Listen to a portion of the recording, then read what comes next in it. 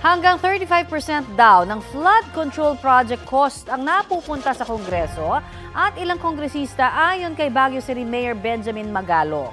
Inilabas ni Magalong ang hatian umano sa pondo na dahilan kung bakit nagiging mababa ang natitirang pera para mismo sa proyekto. Balitang hatid ni Maki Pulido.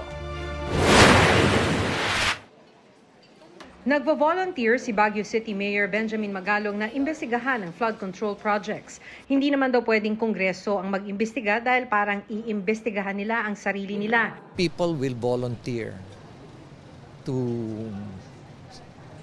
submit pieces of evidence. Pati mga people involved, basically. Talagang maglalabas siya kasi takot din sila lahat eh. Alam nila na maiipit sila eh. Ayon kay Magalong, kalimitang moro-moro lang ang mga bidding. Ang paboritong construction companies daw ng mga politiko ay ang mga mabilis umano magbigay ng kickback sa kanila.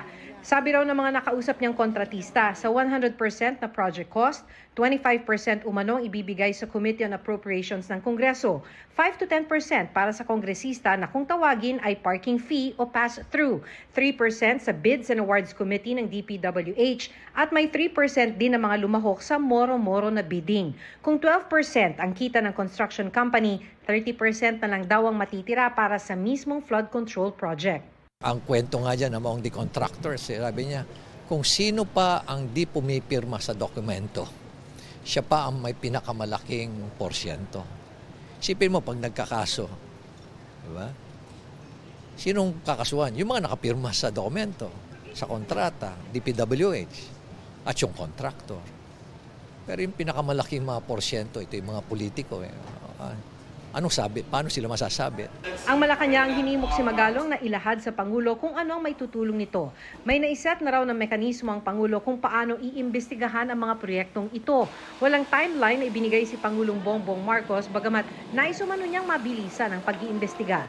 Pagdiin pa ng palasyo, dapat may mapanagot sa palpak na flood control projects o kaya ay ghost projects.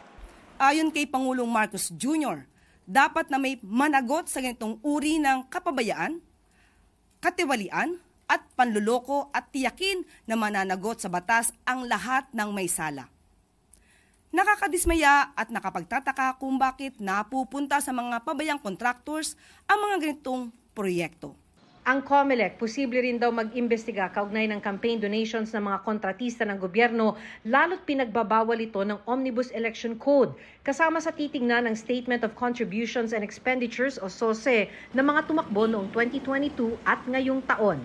Hanggat hindi tapos yung prescriptive period, ay pwede po kaming gumawa ng lahat ng hakbang dahil nasa amin pong jurisdiction pa yan. Sa gitna ng mga issues sa flood control projects, mahigit 270 billion pesos ang ipinapanukalang budget ng DPWH para sa taong 2026. Mas mababa ito ng mahigit 75 billion pesos kumpara ngayong taon. Dapat ang implementing agencies po natin marunong mag-monitor ng mga proyekto to make sure na yung mga proyekto po ma-implement ng tama at saka sa tamang oras po. Sa ipinapanukalang budget, sabi ng DPWH, may mga bagong flood control project at bagong pondo para sa pagpapatuloy ng mga nasimulan na. Giit ni DPWH Secretary Manny Bonoan, mahigpit ang kanilang bidding process. Yung bidding process is a very structured process. It's an open competitive bidding po. Scrutinized naman sa legal, technical, and financial status of every bidder. DPWH ang pangunahing implementing agency ng mga flood control project.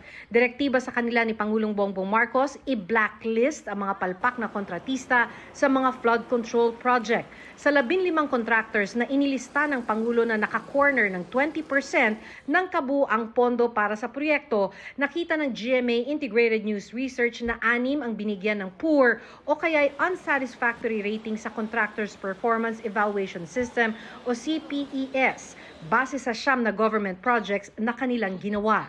Ginawa ang pagsusuri ng Construction Industry Authority of the Philippines para sa mga proyekto mula July 2015 hanggang June 2025. Base sa CPES Implementing Guidelines, ang contractor na nagkaroon ng poor o unsatisfactory rating ay magiging blacklisted sa paglahok sa alinmang proyekto ng gobyerno alinsunod sa Government Procurement Policy Board.